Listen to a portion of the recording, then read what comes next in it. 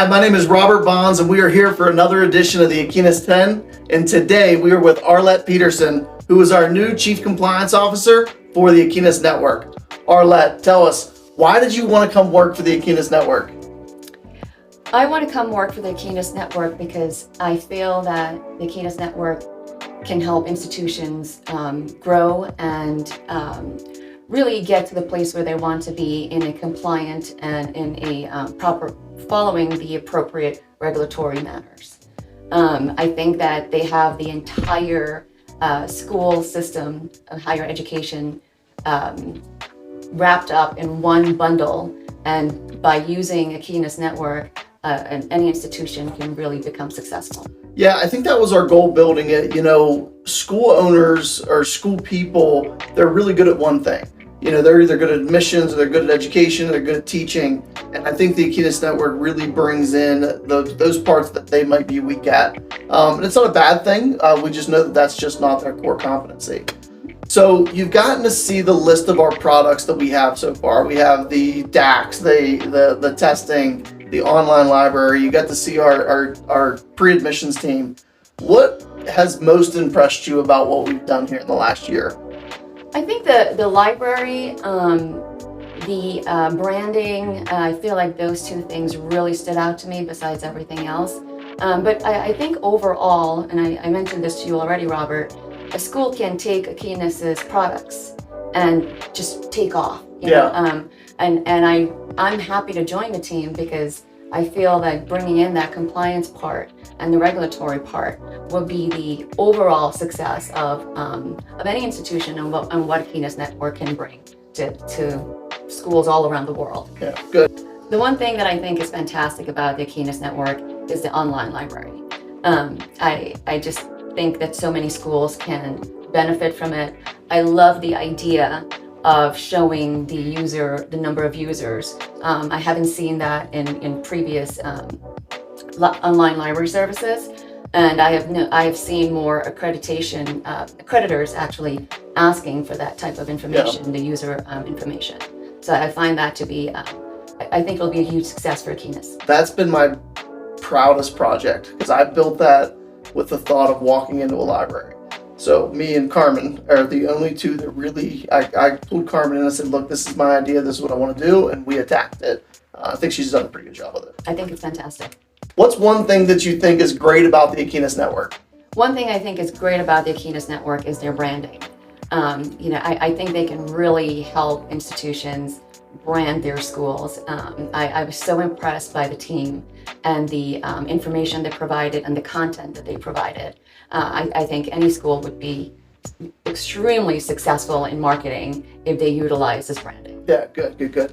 Why do you think, I mean, obviously consultants are needed, right? It's a needed thing. There's so many consultants in Florida and the US. Why do you think consultants are so needed in the education space? You know, I think they're needed because in an institution, you have various departments. And I think for the most part, everyone focuses on their respective departments and not that overall approach, the holistic approach of an institution. And one thing I would say, if I were to give anybody any advice from a consulting perspective is self-evaluation. It is so important to evaluate yourself so you could determine what your strengths and your weaknesses are. And I think in having somebody coming in from the outside and looking in, that's the best way, because when you are in an institution and you're working there, you want to show that you're doing well in that department. You're not really looking for your weaknesses, right? You're trying to show your strengths. And not that, you should harp on your weaknesses, but it's important to figure out and dig deep within to see what you can make better. Yeah. So that self-evaluation is extremely important. And I think having someone from the outside coming in and helping with that would benefit an institution. And you've had a lot of really good success stories with helping schools achieve their goals, whether it be accreditation or compliance. Do you have a recent success story that you kind of want to share? I sure do. I've been working with an institution for their nursing programmatic accreditation, ASIN in this case, and they just last week had their site visit, and the site visitors recommended them for initial accreditation. That's a tough thing to do. I mean, anybody that has been through that process knows how tough that is. It's tough and it feels great. What is the hardest thing about quarterbacking something like that? Because that's what you basically did. You quarterback these projects. What's the hardest thing about that? You can say the people. The people. I think sometimes, sorry, I'll go off a little bit. What's funny about when I was doing consulting a lot, I know what I think is good for my school, and I know what I think is good for most schools. And one of the things, the struggle I had sometimes is people really don't like to let go of that control. And sometimes they'll sabotage a project just to make sure that they're right.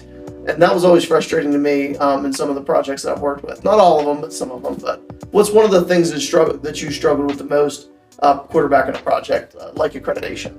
I think it's more following the timeline. With a lot of these projects, they are specific timelines that you need to adhere to. And having the staff at the institution or the employees of the institution follow that timeline and provide the information can sometimes be a little challenging. I know that the staff and employees, they have their own work to do, but right. Again, it's a collaborative effort, and so I think it's important for everyone to know that everyone needs to be on board, not just one department or two departments. It's a collaborative effort that every single department needs to be on board. Everybody has to do it. Yeah, absolutely.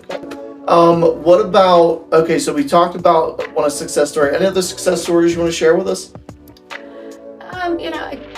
What I do every day is a success story because it's constantly at last minute, can you help me get my annual license? 2 days before it's due, and it's okay, all hands on deck, working through Friday, Saturday, Sundays, just to get, these institutions they didn't know better, and just to help them get through it. So I've had a lot of success stories when it comes to new programs, we really need this program and we need it now. And the ability to just put it all together in such a fast manner. And again, part of what I do is so last minute. Because I think a lot of schools try to do it first. And when they're not successful, then at the very, very last minute, they reach out for help. So sure. It's always a challenge, but a good challenge because it feels good when at the end you have that success. So what's one piece of advice that you'd give to a school that's looking to go through an accreditation process or looking to go through an approval process? What's one piece of advice you'd give them? Again, I would say that self-evaluation. I think it's important to take it seriously. A self-evaluation is not just showing or doing what needs to be done right there and then. It's important to dive into all of your departments, review the standards, and ensure that you're not only meeting those standards, but the goal to keep on, producing and the goal to maintain those standards are there. This is, a lot of times what I see are schools, they read the standards, you start the process, and when that's over, it's just back to relaxation, going back to the normal, what they used to do. Absolutely. That's ineffective. Because once you become accredited, you have to maintain those standards. If you just do it right from day one, you'll never have an issue. Absolutely.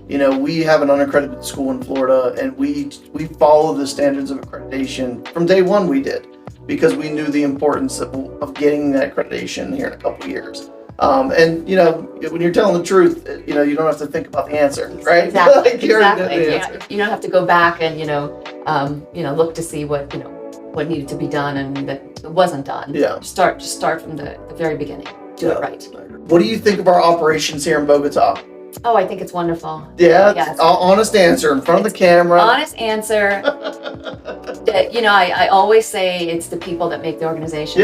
And just walking in here, the warm feeling and the smiles and the greetings, that alone shows me that you have the commitment. And you have the right individuals, and you build the experience. I agree. So you can have somebody who is completely new at what they're doing, but the passion, and I see it. I see the passion. And everybody's happy, right? You're happy? So Good. Thank you for joining us for another Aquinas 10. We'll see you next week. I don't think I do this every week.